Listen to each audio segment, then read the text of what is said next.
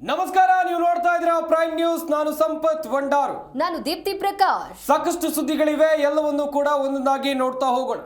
ಮೊದಲನೇದಾಗಿ ಕಡಲ ನಗರಿ ಮಂಗಳೂರಿನಲ್ಲಿ 2022 ನವೆಂಬರ್ ತಿಂಗಳಲ್ಲಿ ನಡೆದಂತ ಕುಕ್ಕರ್ ಬಾಂಬ್ ಬ್ಲಾಸ್ಟ್ ಪ್ರಕರಣದ ತನಿಖೆಯನ್ನ ರಾಷ್ಟ್ರೀಯ ತನಿಖಾ ದಳ ನಡೆಸ್ತಾ ಇದೆ. ಇದಕ್ಕೆ ಎಂಟ್ರಿ ಆದಂತ ಇಡಿ ಅಧಿಕಾರಿಗಳು ಒಂದಷ್ಟು ಸ್ಫೋಟಕ ವಿಚಾರವನ್ನ ಈಗ ಬಹಿರಂಗ ಪಡಿಸಿದ್ದಾರೆ. ಈ ಉಗ್ರನ ಟಾರ್ಗೆಟ್ ಆಗಿದ್ದು ಧರ್ಮಸ್ಥಳ ಎನ್ನುವಂತ ವಿಚಾರ ಕೂಡ ತನಿಖೆಯಲ್ಲಿ ಗೊತ್ತಾಗಿದೆ. ನವೆಂಬರ್ 19, 2022ರಲ್ಲಿ ಈ ಬ್ಲಾಸ್ಟ್ ಆಗುತ್ತೆ. ಮಂಗಳೂರು ಕುಕ್ಕರ್ ಬಾಂಬ್ ನ ಅಸಲಿ ಟಾರ್ಗೆಟ್ ಆಗಿದ್ದು ಧರ್ಮಸ್ಥಳ. ಎನ್ಐಎ ಅಧಿಕಾರಿಗಳ ತನಿಖೆ ನಡೆಸ್ತಾ ಇದ್ದಂತ ಸಂದರ್ಭದಲ್ಲಿ ಈ ಪ್ರಕರಣಕ್ಕೆ ಇಡಿ ಎಂಟ್ರಿ ಆಗುತ್ತೆ. ಇಡಿ ಪತ್ರಿಕಾ ಪ್ರಕಟಣೆಯಲ್ಲಿ ಸ್ಫೋಟಕ ಅಂಶಗಳು ಬಯಲಾಗಿತ್ತು. ಶಾರಿಕ್ ಟಾರ್ಗೆಟ್ ಆಗಿತ್ತು ಧರ್ಮಸ್ಥಳ ಅನ್ನೋದು ಬಯಲಾಗಿತ್ತು. ಮಂಗಳೂರಿನ ಆಟೋ ರಿಕ್ಷಾದಲ್ಲಿ ಬಾಂಬ್ ಸ್ಫೋಟಿಸಿದ್ದ ಶಾರೆ. ದೇಶದ ಪ್ರಮುಖ ಹಿಂದೂ ದೇವಸ್ಥಾನಗಳನ್ನ ಈತ ಟಾರ್ಗೆಟ್ ಮಾಡಿಕೊಂಡಿದ್ದ. ದೇಶದಲ್ಲಿ ಅಶಾಂತಿಯನ್ನ ಮೂಡಿಸೋಕೆ ಭಯೋತ್ಪಾದಕರ ಕುತಂತ್ರ ಇತ್ತು. ಆನ್ಲೈನ್ ನಲ್ಲಿ ತರಬೇತಿಯನ್ನ ಪಡ್ಕೊಂಡು ಮನೆಯಲ್ಲಿ ಬಾಂಬ್ ತಯಾರು ಮಾಡಿಕೊಂಡು ಆತ ಮಂಗಳೂರಿಗೆ ತಗೊಂಡು ಹೋಗಿದ್ದ.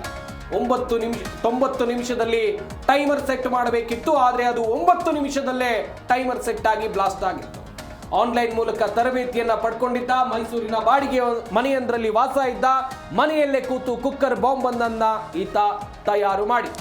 ಪ್ರಕರಣದ ಎಳೆಯಾದಂಥ ತನಿಖೆಯನ್ನ ರಾಷ್ಟ್ರೀಯ ತನಿಖಾ ತಂಡ ನಡೆಸಿದಂಥ ಸಂದರ್ಭದಲ್ಲಿ ಈ ಪ್ರಕರಣಕ್ಕೆ ಇಡಿ ಅಧಿಕಾರಿಗಳ ಎಂಟ್ರಿ ಆಗುತ್ತೆ. ಜಾರಿ ನಿರ್ದೇಶನಾಲಯ ಅಧಿಕಾರಿಗಳ ಎಂಟ್ರಿ ಆಗೋದು ಯಾಕೆ ಅಂತ ಹೇಳಿದ್ರೆ, ಈ ಪ್ರಕರಣದ ಪ್ರಮುಖ ಆರೋಪಿ ಸೈಯದ್ ಯಾಸಿನ್ ಇದಾನಲ್ಲ, ಈತನ ಬ್ಯಾಂಕ್ ಖಾತೆಗೆ 29,000 ಹಣ ಅಕ್ರಮವಾಗಿ ವರ್ಗಾವಣೆ ಆಗಿರುತ್ತೆ. ಅಕ್ರಮ ವರ್ಗಾವಣೆ, ಹಣ ವರ್ಗಾವಣೆ ಕಾಯ್ದೆಯ ಅಡಿಯಲ್ಲಿ ಇದರ ತನಿಖೆಯನ್ನ ಇಡಿ ಅಧಿಕಾರಿಗಳು ನಡೆಸ್ತಾರೆ. ಆ ಸಂದರ್ಭದಲ್ಲಿ ಕೆಲವೊಂದಿಷ್ಟು ಸ್ಫೋಟಕ ವಿಚಾರಗಳು ಬಯಲಾಗುತ್ತೆ. ಆನ್ಲೈನ್ ಮೂಲಕ ತರಬೇತಿಯನ್ನ ಪಡೆದು ಮೈಸೂರಿನಲ್ಲಿ ಮನೆಯೊಂದರಲ್ಲಿ ಈತ ಬಾಡಿಗೆ ಪಡೆದಿರ್ತಾನೆ. ಮನೆಯಲ್ಲೇ ಕೂತ್ಕೊಂಡು ಕುಕ್ಕರ್ ಒಂದರಲ್ಲಿ ಐಇಡಿ ಬಾಂಬ್ ಅನ್ನ ತಯಾರಿಸಿದ್ದ ಶಾರಿಕ್ ಅದನ್ನ ದಕ್ಷಿಣ ಕನ್ನಡ ಜಿಲ್ಲೆಯ ಧರ್ಮಸ್ಥಳ ಮಂಜುನಾಥ ಸ್ವಾಮಿ ದೇವಸ್ಥಾನದ ಬಳಿ ಸ್ಫೋಟಿಸುವಂತಹ ಪ್ಲಾನ್ ಅನ್ನ ಮಾಡಿದ್ದ.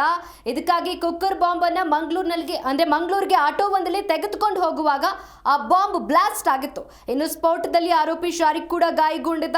ಈ ಪ್ರಕರಣದಲ್ಲಿ ಪ್ರಮುಖ ಆರೋಪಿ ಸೈಯದ್ ಯಾಸಿನ್ ಬ್ಯಾಂಕ್ ಖಾತೆಯನ್ನ ಸೀಸ್ ಮಾಡಿತ್ತು ಇಡಿ.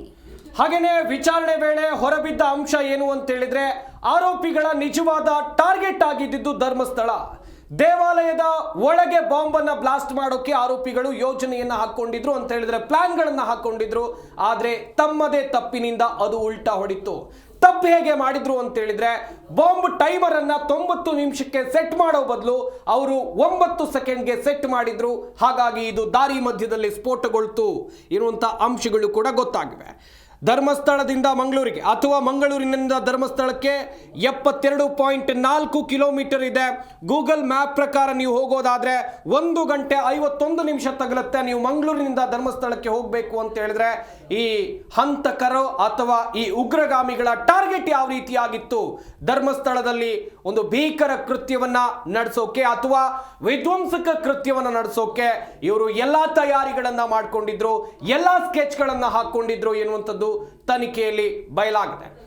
ಘಟನೆಯ ಹಿನ್ನೆಲೆಯನ್ನ ನೋಡ್ತಾ ಹೋಗೋದಾದ್ರೆ, ಮಂಗಳೂರಿನ ಕಂಕನಾಡಿ ಪೊಲೀಸ್ ಠಾಣಾ ವ್ಯಾಪ್ತಿಯಲ್ಲಿ ನವೆಂಬರ್ 19, 2022 ಸಂಜೆ 4:40 ಸುಮಾರಿಗೆ ಆಟೋ ರಿಕ್ಷಾದಲ್ಲಿ ಸ್ಫೋಟ ಸಂಭವಿಸುತ್ತೆ.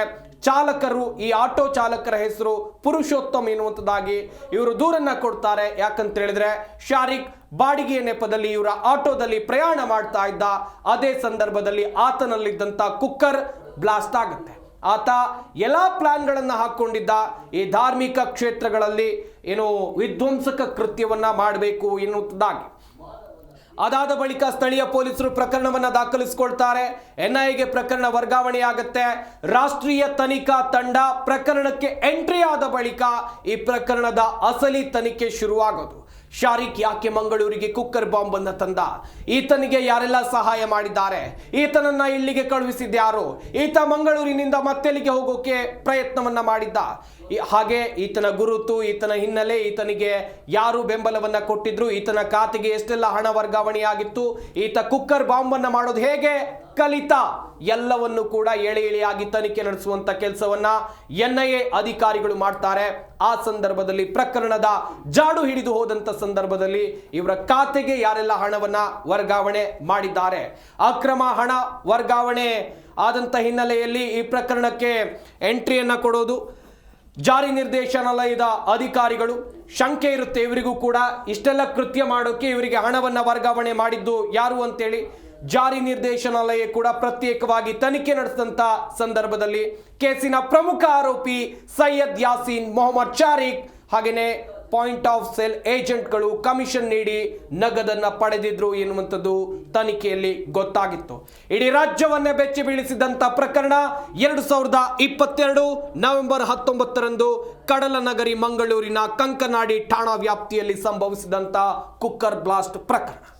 ಈ ಎಲ್ಲಾ ಪ್ಲಾನಿನ ರೂವಾರಿ ಯಾರು ಅಂತ ಹೇಳಿದ್ರೆ ಐಸಿಸ್ ಉಗ್ರ ಸಂಘಟನೆ. ನೋಡಿ, ಮಂಗಳೂರಿನ ಆಟೋ ರಿಕ್ಷಾ ಬ್ಲಾಸ್ಟ್ ಮಾಡೋದು ಈ ಐಸಿಸ್ ಉಗ್ರ ಸಂಘಟನೆಯ ಪ್ಲಾನ್ ಆಗಿತ್ತು. ಉಗ್ರ ಸಂಘಟನೆಯನ್ನ ಭಾರತದಾದ್ಯಂತ ವಿಸ್ತರಿಸೋದು, ಹಾಗೆ ಭಾರತದ ಸಾರ್ವಭೌಮತರಕ್ಕೆ ಧಕ್ಕೆಯನ್ನ ತೊರೆದು ಈ ಐಸಿಸ್ ಸಂಘಟನೆಯ ಗುರಿಯಾಗಿತ್ತು. ಐಸಿಸ್ನ ಹ್ಯಾಂಡಲರ್ಗಳಿಗೆ ಆನ್ಲೈನ್ ನಲ್ಲಿ ಟೆಲಿಗ್ರಾಮ್ ಆಪ್ ಮೂಲಕ ತರಬೇತಿಯನ್ನ ನೀಡಲಾಗ್ತಿತ್ತಂತೆ.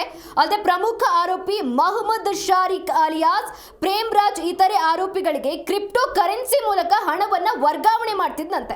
2,68,000 ಹಣವನ್ನ ಕ್ರಿಪ್ಟೋ ಕರೆನ್ಸಿ ಏಜೆಂಟ್ಸ್ ಗಳ ಮೂಲಕ ತಲುಪಿಸಿದ್ದ ಶಾರಿಕ್ ಈ ಹಣದ ಮೂಲಕ ಆನ್ಲೈನ್ ನಲ್ಲಿ IED ಬಾಂಬ್ ತಯಾರಿಕೆಗೆ ಬೇಕಾದಂತಹ ಕಚ್ಚಾ ಸಾಮಗ್ರಿಯನ್ನ ಕೂಡ ಖರೀದಿಸಲಾಗ್ತಾ ಇತ್ತು. ಕರ್ನಾಟಕದ ಮೈಸೂರು, ಕೇರಳ, ತಮಿಳುನಾಡಿನಲ್ಲೂ ಕೂಡ ಈ IED ಬಾಂಬ್ ಇಡೋದಕ್ಕೆ ಪ್ಲಾನ್ ಮಾಡಿದ್ರಂತ ಇವರು. ಧರ್ಮಸ್ಥಳ ಮಂಜುನಾಥ ಸ್ವಾಮಿ ದೇಗುಲದ ಬಳಿಯಲ್ಲೂ ಕೂಡ ಆಟೋದಲ್ಲಿ ಬ್ಲಾಸ್ಟ್ ಮಾಡುವಂತಹ ಪ್ಲಾನ್ ಮಾಡಿದ್ರು ಅನ್ನುವಂತಹ ವಿಚಾರ ಇದೀಗ ಬೆಳಕಿಗೆ ಬಂದಿರುವಂತದ್ದು. ಹಾಗೇನೆ ನಮ್ಮ ರಾಜ್ಯದ ಸಾಕಷ್ಟು ಧಾರ್ಮಿಕ ಕೇಂದ್ರಗಳನ್ನು ಕೂಡ ಇವರು ಟಾರ್ಗೆಟ್ ಮಾಡಿದ್ರು ಎನ್ನುವಂಥದ್ದು ಕೂಡ ತನಿಖೆ ವೇಳೆಯಲ್ಲಿ ಗೊತ್ತಾಗಿತ್ತು.